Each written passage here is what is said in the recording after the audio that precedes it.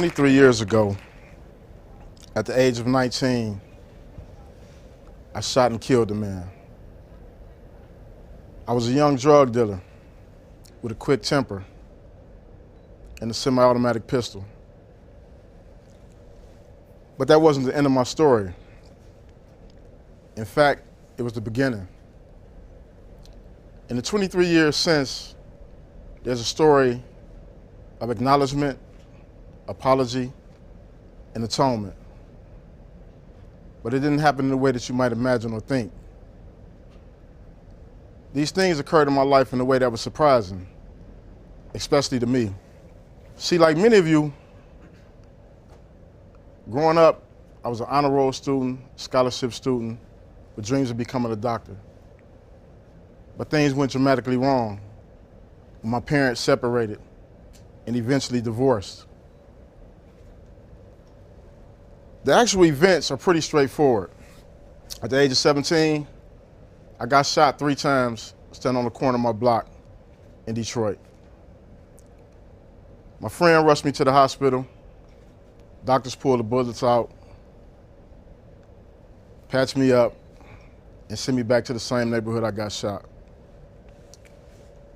Throughout this ordeal, no one hugged me, no one counseled me, no one told me I would be okay. No one told me that I would live in fear, that I would become paranoid, or that I would react hyperviolently to being shot.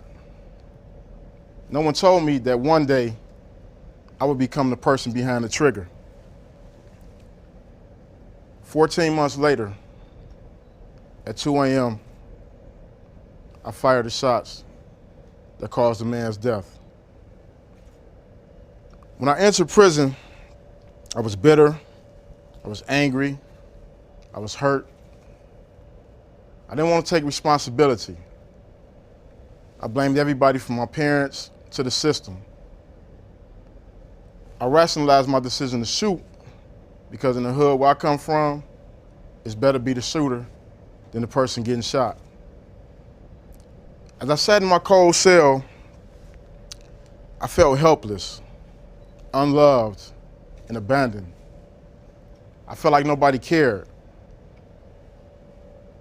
And I reacted with hostility to my confinement. And I found myself getting deeper and deeper in trouble. I ran black market stores, I loaned sharks, and I sold drugs that was illegally smuggled into the prison. I had in fact become what the warden of the Michigan Reformatory called the worst of the worst. And because of my activity, I landed in solitary confinement for 7.5 years out of my incarceration. Now, as I see it, solitary confinement is one of the most inhumane and barbaric places you can find yourself. But find myself, I did. One day, I was pacing my cell when an officer came and delivered mail. I looked at a couple of letters before I looked at the letter that had my son's squiggly handwriting on it. And anytime I would get this letter from my son, it was like a ray of light in the darkest place you can imagine. And on this particular day, I opened this letter, and in capital letters, he wrote, "My mama told me while you was in prison. Murder." He said, "Dad, don't kill. Jesus watches what you do. Pray to him." Now, I wasn't religious at that time, nor am I religious now, but it was something so profound about my son's words. They made me examine things about my life that I hadn't considered. It was the first time in my life that I had actually thought about the fact that my son would see me as a murderer. I sat back on my bunk and I reflected on something I had read in Plato's Republic, where Socrates stated an apology that the unexamined life isn't worth living. At that point is when the transformation began. But it didn't come easy. One of the things I realized was part of the transformation is that there were 4 key things. The first thing was I had great mentors. Now, I know some of y'all are probably thinking, like, how do you find a great mentor in prison? But in my case, some of my mentors who are serving life sentences were some of the best people to ever come into my life, because they forced me to look at my life honestly. And they forced me to challenge myself about my decision making. The second thing was literature.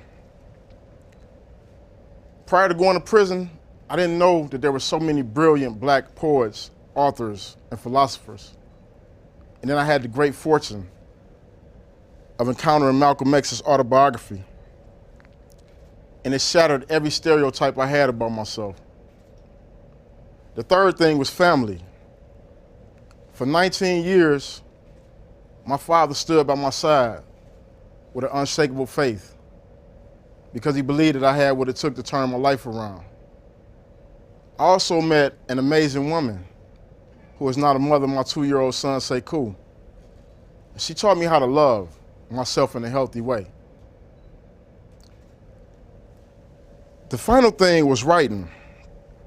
When I got that letter from my son, I began to write a journal about things I had experienced in my childhood and in prison. And what it did is it opened up my mind to the idea of atonement. Earlier in my incarceration, I had received a letter from one of the relatives of my victim. And in that letter, she told me she forgave me because she realized I was a young child who had been abused and had been through some hardships and just made a series of poor decisions. It was the first time in my life that I ever felt open to forgiving myself. One of the things that happened after that experience is that I thought about the other men who were incarcerated alongside of me and how much I wanted to share this with them. And so I started talking to them about some of their experiences. And I was devastated to realize that most of them came from the same abusive environments. And most of them wanted help and they wanted to turn it around. But unfortunately, the system that currently holds 2.5 million people in prison is designed to warehouse as opposed to rehabilitate or transform. So I made it up in my mind that if I was ever released from prison, that I would do everything in my power to help change that. 2010, I walked out of prison for the first time after 2 decades. Now imagine, if you will, Fred Flintstone walking into an episode of the Jetsons. That was pretty much what my life was like. For the first time, I was exposed to the internet, social media, cars that talk like Kit from the Knight Rider. But the thing that fascinated me the most was phone technology. See, when I went to prison, our car phones was this big. It required like 2 people to carry them. So imagine what it was like when I first grabbed my little BlackBerry and I started learning how to text. But the thing is, the people around me, they didn't realize that I had no idea what all these abbreviated texts meant. Like LOL, OMG, LMAO. Until one day I was having a conversation with one of my friends via text, and I asked him to do something, and he responded back, K. And I was like, what is K? And he was like, K is okay. So in my head, I was like, well, what the hell is wrong with K? And so I texted him a question mark. And he said, K equals okay. And so I tapped back, F you. And then he texts back and he asked me why was I cussing him out. And I said, LOL, F you, as in I finally understand. And so, fast forward 3 years, I'm doing relatively good. I have a fellowship at MIT Media Lab. I work for an amazing company called Be Me. I teach at the University of Michigan. But it's been a struggle because I realize that there are more men and women coming home who are not going to be afforded those opportunities. I've been blessed to work with some amazing men and women helping others re-enter society.